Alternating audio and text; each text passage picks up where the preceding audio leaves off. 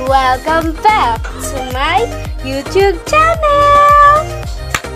For today's video, bagong araw, panibagong video na naman nakasama ako. Siyempre, ako lang naman lagi ang kasama nyo. So, eto na nga.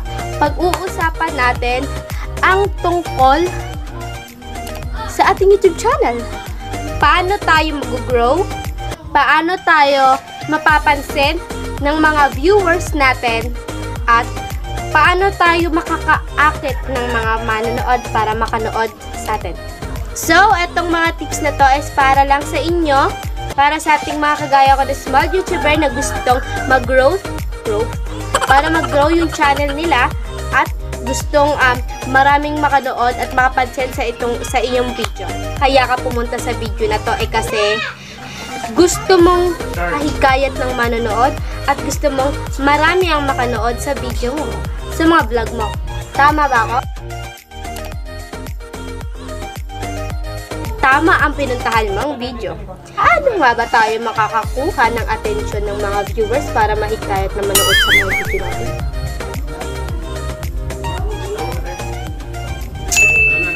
Alam ko na!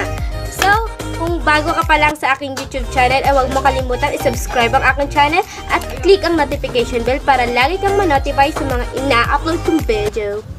So, let's get started! Let's go!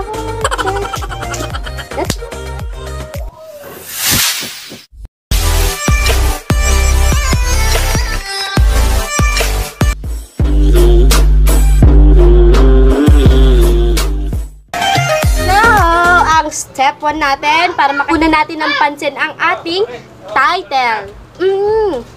Oo, Bax. Title dapat. Pagtunan natin ang ating title dahil sa title. So, para makahikayat tayo ng ating viewers na manonood sa atin, is kailangan pagtuunan natin ng pansin title.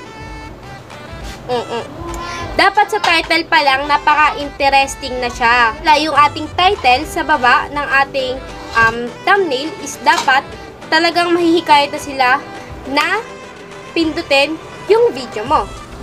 For example, ang mga video mo is about sa makeup tutorial or kahit anong tutorial na meron kayo. Cooking tutorial, makeup tutorial, skincare tutorial, or kahit anong tutorial na meron kayo. So, dapat is ang ilalagay nyo doon, para ma-curious sila, ang ilalagay nyo doon is how to make up like this, or DIY makeup, how to DIY makeup.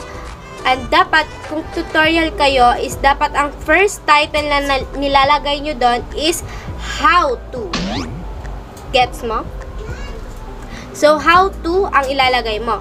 At kung Tagalog naman yung lalagay mo, pwede naman paano mag-makeup, paano gumawa ng ganito, paano magpaputi, paano gumawa ng DIY, ganito, ganyan, ganon. So, uumpisa natin sa paano, how to, or kung gusto nyo naman, para naman interesting ng ating title at napapaisip yung mga viewers natin, is ilagay nyo is secret technique or secret technique how to be a Snow White. Technique para sumarap ang niluto or ganyan. Tips number 2 natin is dapat ang ating thumbnail. So, yon.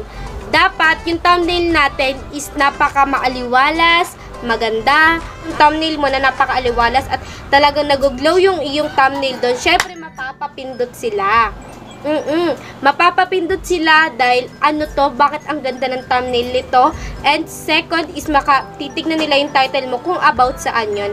At nakapokus lang talaga sila sa thumbnail mo. Doon kasi yung basihan ng ibang mga viewers kung saan sila manonood ng mga video na yon. So, dapat may mga nakalagay kayo doon na napaka-interesting na fries, mga nakalagay na price doon. Kung kunyari, tutorial kayo na paano pumuti and ginamit nyo is product. So, lagay nyo doon kung magkano yung product na nilasting ng inyong thumbnail. At words. Pero wag naman talaga yung sentence talaga. Talagang words mo lang siya na talagang mapapapindot sila. Yung tips number 3 naman natin is dapat may hashtag. Dapat may hashtag yung iyong video. Yung hashtag na yun, guys, is makikita mo lang sa description, sa baba ng title, pag nag-upload tayo. So, na ilalagay mo doon, about din doon sa title na nakasulat. For example, paano pumuti. So, ilalagay mo sa baba is description mo din. Paano pumuti, kineme muna kung anong ilalagay mo sa description box mo. So, ilagyan mo rin doon ng hashtag na pampaputi, hashtag paano pumuti, hashtag glowing skin. Basta kahit anong gusto mong ilagay nun, unlimited hashtag naman yon, hindi naman kahit ilang hashtag yon, pwede kang maglagay. So, yung hashtag na yun is nakakatulong din siya para mag-grow yung channel mo, para pag-search pa lang ng mga viewers na kunyari is nakalagay dun sa hashtag description mo na hashtag paano pumuti. And then, nag-search yung viewers ng paano pumuti, then lalabas din yung video mo sa mga video na sinerch niya. Yan. Yung pang-apat naman na tips kung paano mapapansin yung ating video is tags. Tags. Yung tags na yon is nakakatulong din siya para yung video natin is mapunta sa talk ng video natin. Pero depende rin yon kung ilang tao or gaano karami yung manonood ng video mo.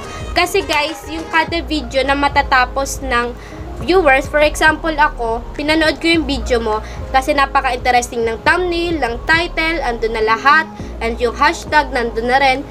Pag kinlik ko yung video mo and nakita ni Lolo, alam niyo naman yung words na Lolo, na ang daming nanood sa'yo mula start, middle, and end ng video mo is tinapos yung buong video mo, talagang maire-recommend yung video mo sa ibang tao na magsisearch ng video mo. Isi-search, pag sinearch for example, paano magluto, and then yung sa taas na yon is parehas kayo ng title, paano magluto, paano mag-makeup, DIY makeup tutorial, how to make a makeup tutorial, ganon, nakalagay sa taas, and then ganon din yung title mo ha. For example, tapos may makikita ka doon sa baba or makikita ng viewers mo na nasa pangalawang video ka or naka-recommend yung video mo. Kasi nire-recommend lang ni Lolo yun pag nakita niya or napansin niya na ang daming taong nanood ng start and the end ng video mo. So, pwede niya yon i-recommend sa iba't ibang tao. Pansinin ng mga manonood yung video mo. Syempre, dapat interesting yung thumbnail mo. Kasi, dun sila bumabase sa thumbnail. So, dapat talaga is maganda rin yung thumbnail mo. So, after nun guys, is nagawa mo na yung yung title, catchy title, thumbnail, and hashtag, and tags. Agandahan lang talaga ng content. Kung pangit ang content natin, at hindi interesting at hindi quality yung ating video, at wala silang matututunan doon, wala rin manonood sa atin. Kasi sa dami-dami na nag-YouTube, sa dansin, yung video natin. Dahil, hindi maganda yung content natin. So, dapat, pinagtutuunan din natin ng pansin is yung ating content na gagawin. Dahil sa content na gagawin natin, ayan yung mapapatuon sila ng atensyon, mapapaklik sila dahil ang ganda ng content natin. At number 1 sa pagkakagawa ng content or gagawa tayo ng content, dapat is nakakatulong sa ating mga viewers. Dapat is may matututunan sila sa video mo. Dapat napakataas ng quality ng video mo. Gets nyo ba? So, kung lahat ng yon is nagawa nyo, lahat yon title, hashtag, tags, and thumbnail, kung lahat yon is nagawa nyo, dapat pantayan nyo rin yung content ng video mo. Gets? So, yun lang naman yung mai-share ko sa inyo. And I hope na tumaas yung mga viewers nyo at sama-sama tayong magtutulungan at aangat. So guys, thank you for watching. Huwag nyong kalimutan i-click ang subscribe button at i-click ang notification bell kung na-enjoy nyo to. At huwag nyong kalimutan i-like at huwag nyong kalimutan i-share ang video na to. So hope you enjoy my video and sana nakatulong ako sa inyo. So guys, thank you for watching. Bye-bye. See you on my next vlog. Pretty lies, look me in the face, tell me that you love me, even if it's fake.